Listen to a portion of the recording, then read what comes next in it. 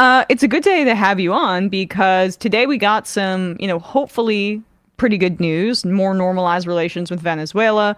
The US and Venezuela have agreed on a prisoner swap. The US will release an ally of Maduro, and the US gets back, I guess, 10 Americans who were jailed in Venezuela, including a defense contractor. But either way, obviously, this is how diplomacy works. This is how kind of making thawing some of these tensions plays out in practice. Before we get into your book, I just wanted to know what your reaction was to these recent developments between these two countries. Yeah, I think it's very positive. I think under the Trump administration, they just took a hammer to everything. And although there were certainly serious problems with the Venezuelan economy, particularly corruption, and a lot of, siphoning money off and currency distortions and all the rest of it, the sanctions that the U.S. put on Venezuela really exacerbated very intensively an already difficult economic situation and rendered it really calamitous. That leading to shortages of medicine and food, all sorts of products. And, from their perspective, they thought that this was going to knock out Maduro, get rid of the socialists. It didn't. Sanctions often don't have that effect. You cut out there, but just essentially, you were speaking about sanctions, Tim. If you want to continue that thought.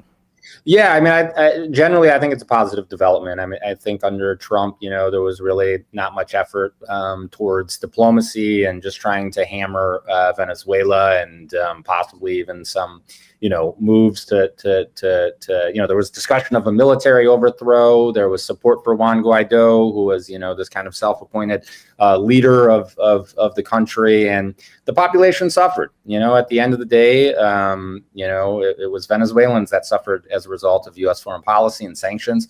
So I think, these are positive steps that the Biden administration is taking to try to normalize relations with the country, relax the sanctions, and have these goodwill gestures between the countries of these releases of prisoners. So I see it as a positive development. I'm happy to see it.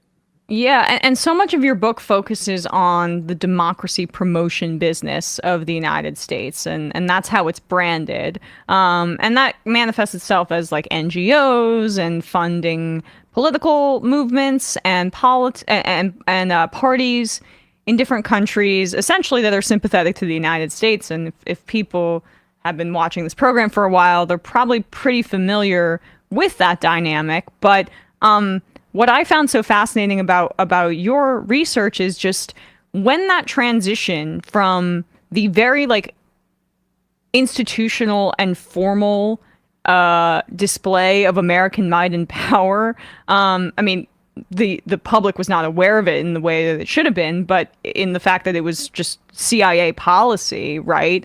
When that transition started to happen from these CIA orchestrated explicit coups in places like Guatemala and other Latin American countries, when that shifted to the Venezuela model that we see today, that is hopefully kind of losing steam, the democracy promotion, influence peddling, what does that shift look like, and what are the identifiers for our audience to look for?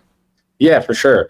Yeah, I mean, I think that, the democracy promotion, system, if you will, gets off the ground in the 80s and 90s. And the thinking in DC changes because there is this support for these authoritarian governments in places like Nicaragua, Cuba, and Iran, elsewhere. And what do you see happen? People don't like those governments. And in some instances, they overthrow them. And a government comes to power that is, anti-U.S., very critical of the U.S., doesn't fall in line behind the U.S., has different ideas concerning nationalism and nationalization of resources, and influenced by ideas like liberation theology, socialism, Marxism, Sandinistas in Nicaragua and Castro's in Cuba.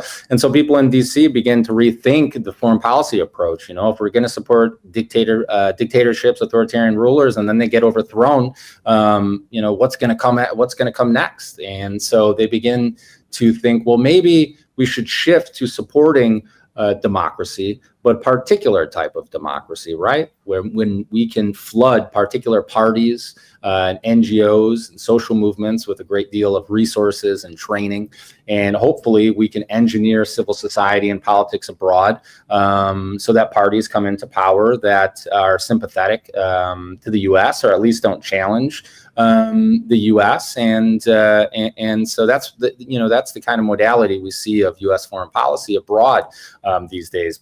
Certainly there are instances where the U.S. is supportive of authoritarian governments, some governments in Central Asia, Azerbaijan, others that were helpful in the war on terror. But generally in Latin America, at least, what we see is the U.S. working through these democracy promotion agencies like the National Endowment for Democracy, like the U.S. Agency for International Development, where they finance social movements, NGOs, political parties on the ground. And so what you'll often see is that, and it can be hard to uncover a lot of this evidence. If you go to the NED's website or USAID's website, it's often very speaking in very general, abstract terms about promoting pluralism and democracy.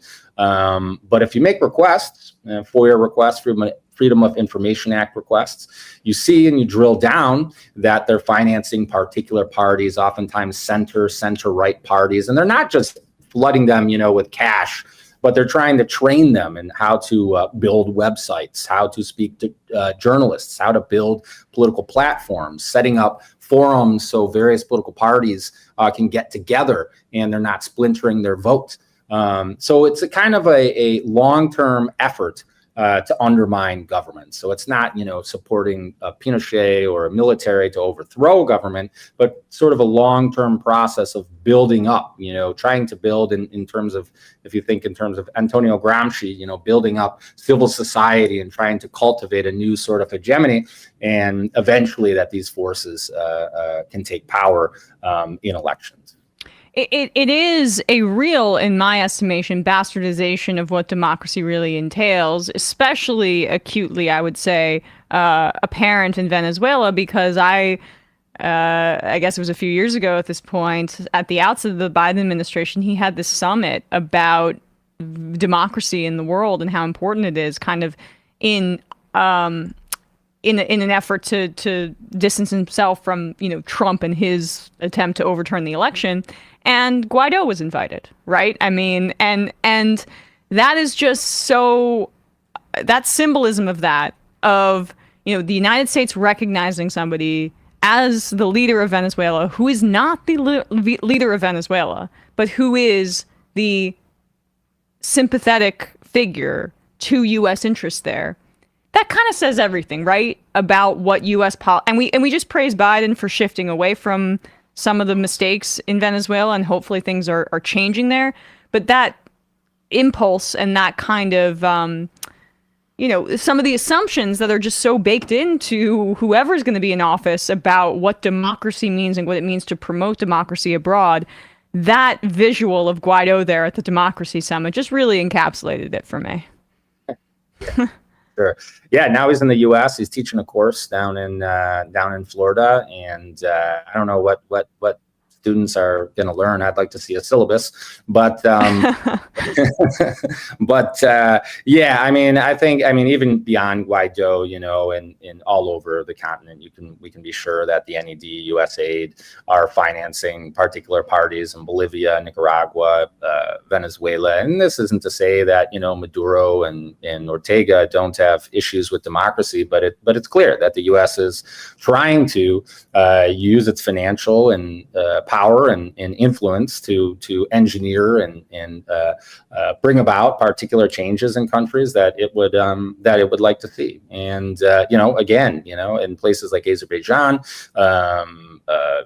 Saudi Arabia, you name it, not much concern with democracy. Might pay a little bit of lip service to it, but it's all certainly dwarfed by all the other assistants, and these countries know that. But yeah, from Guaido and elsewhere, there's a certain type of democracy and particular democratic actors that are promoted and financed by the U.S.